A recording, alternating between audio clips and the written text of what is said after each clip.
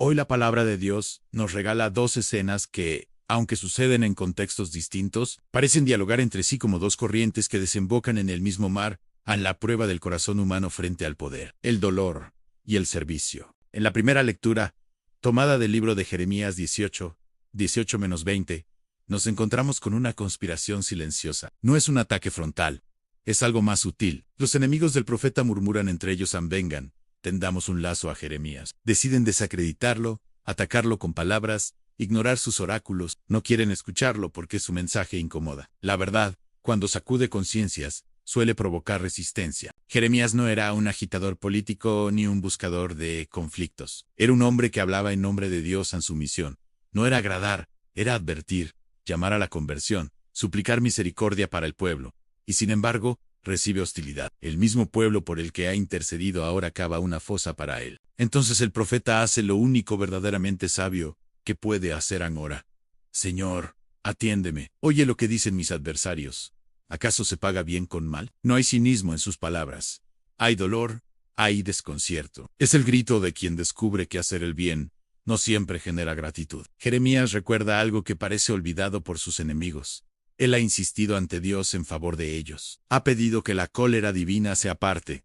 Ha sido puente de misericordia. Y ahora, ese mismo pueblo decide romper el puente. Aquí hay una enseñanza profunda. Cuando el corazón humano se cierra, puede llegar a atacar incluso a quien lo ama. El profeta experimenta en carne propia lo que más tarde vivirá plenamente Cristo, el rechazo de los suyos. ¿Cuántas veces nosotros también hemos sentido algo parecido? Intentamos actuar con rectitud, defender lo justo, hablar con sinceridad, y la respuesta no es comprensión sino crítica. Tal vez no nos tienden una trampa visible, pero sí palabras que hieren, silencios que excluyen, actitudes que desgastan. El texto nos recuerda que la fidelidad a Dios no siempre es cómoda. A veces tiene el sabor áspero de la incomprensión. Sin embargo, Jeremías no organiza una defensa estratégica, no convoca aliados para contraatacar, no responde con la misma moneda, lleva su herida a Dios. La oración se convierte en refugio y también en purificación. En vez de permitir que el resentimiento se instale, transforma su dolor en diálogo con el Señor. Esta actitud nos invita a revisar la nuestra. Cuando somos heridos, ¿a dónde llevamos esa herida? ¿La convertimos en rencor? ¿La compartimos en murmullos? ¿O la presentamos ante Dios para que Él la sane y la ilumine? Jeremías nos enseña que la verdadera fortaleza no consiste en no sufrir, sino en saber a quién acudir cuando el sufrimiento llega. Pasamos ahora al Evangelio. En el capítulo 20 del Evangelio según San Mateo 17-28, aquí, la escena cambia de tono, pero el conflicto interior sigue presente. Jesús camina hacia Jerusalén. Sabe lo que le espera. Anuncia con claridad que será entregado, condenado, burlado, azotado y crucificado. Y añade la promesa luminosa: al tercer día, resucitará. Mientras él habla del sacrificio que se acerca, surge una petición que revela cuán lejos están todavía los discípulos de comprender el camino del Maestro. La madre de los hijos de Zabidio se acerca y pide que sus hijos ocupen los primeros puestos en el reino derecha e izquierda, a lugares de honor. La escena es casi desconcertante. Jesús describe la cruz, y ellos imaginan tronos.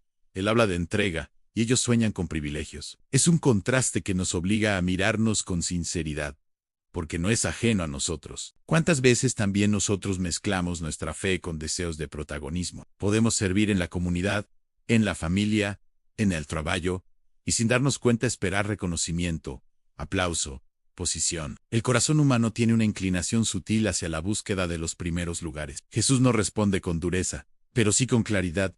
No saben lo que piden. ¿Pueden beber el cáliz que yo he de beber? El cáliz, en la tradición bíblica, es símbolo de destino, de prueba, de entrega total. No is untrofio. Es una misión que implica sacrificio. Los discípulos responden con seguridad: sí podemos. Tal vez no comprendían del todo lo que afirmaban, pero su respuesta anticipa que el seguimiento de Cristo siempre implica participar en su entrega. Jesús confirma que beberán su cáliz, pero aclara que los puestos de honor no se reparten como premios humanos. En el reino de Dios, la lógica es distinta. Los otros 10 discípulos se indignan, no porque hayan entendido mejor el mensaje, sino porque la ambición de los dos hermanos los incomoda. La rivalidad aparece incluso en el grupo más cercano a Jesús. Es una escena profundamente humana. El deseo de destacar puede fracturar la comunión. Entonces Jesús reúne a todos y ofrece una enseñanza que atraviesa los siglos. Los jefes de los pueblos los tiranizan y los grandes los oprimen. Que no sea así entre ustedes. Es una frase revolucionaria. El mundo organiza el poder como dominio. Jesús propone un liderazgo como servicio. El que quiera ser grande entre ustedes, que sea el que los sirva, y el que quiera ser primero, que sea su esclavo. La grandeza no desaparece, pero cambia de significado. No se trata de suprimir el deseo de hacer algo significativo, sino de purificarlo. La verdadera grandeza consiste en ponerse al servicio de los demás. Y Jesús no habla, en teoría. Añade, el Hijo del Hombre no ha venido a ser servido, sino a servir y a dar la vida por la redención de todos. Él mismo es la medida. No pide algo que no esté dispuesto a vivir. En su trono será la cruz, su corona de espinas, su exaltation, el acto supremo de amor. El Papa Francisco, reflexionando sobre este pasaje, recordó que mientras los grandes de la tierra construyen tronos para afirmar su poder, Dios elige un trono incómodo, la cruz, desde donde reina dando la vida. Esa imagen es contundente. La cruz, que humanamente parece derrota, se convierte en el lugar donde se manifiesta el amor más grande. El servicio es presentado como el antídoto contra la enfermedad de buscar los primeros puestos. Y esa enfermedad no se limita a ámbitos políticos o sociales. Puede infiltrarse en cualquier espacio humano, incluso en la vida eclesial. También nosotros podemos caer en la tentación de medir nuestro valor por la posición que ocupamos. La palabra de hoy nos propone un camino alternativo. No se trata de anular nuestros talentos o aspiraciones, sino de orientarlos hacia el bien común. Servir no es resignarse a ser menos, es elegir amar de forma concreta. Es decidir que el otro importa. Si unimos las dos lecturas, descubrimos un hilo conductor. Jeremías es perseguido por ser fiel a su misión. Jesús anuncia que será entregado por permanecer fiel al plan del Padre. Ambos experimentan rechazo. Ambos responden con confianza en Dios. Ambos nos muestran que la fidelidad y el servicio pueden tener un costo, pero también una fecundidad inmensa. Quizá hoy el Señor nos invita a preguntarnos con honestidad en cuándo buscamos hacer el bien.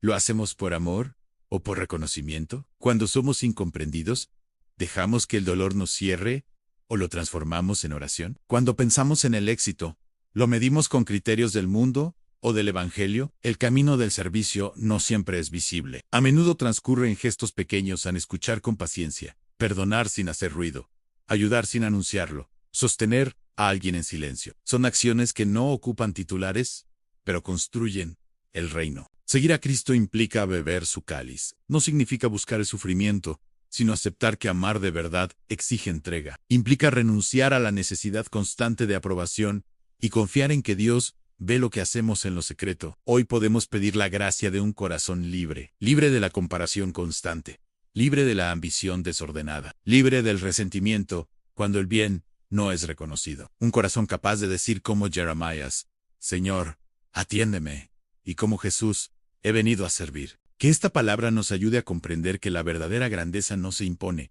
se ofrece, no aplasta, sostiene, no brilla para sí, ilumina a otros. En el reino de Dios, los primeros lugares están reservados para quienes han aprendido a amar sin condiciones. Que aprendamos a elegir el servicio como estilo de vida. Que cuando el mundo nos invite a competir por tronos, recordemos que Cristo reinó desde una cruz, y que al final, la única grandeza que permanece es la del amor que se entrega.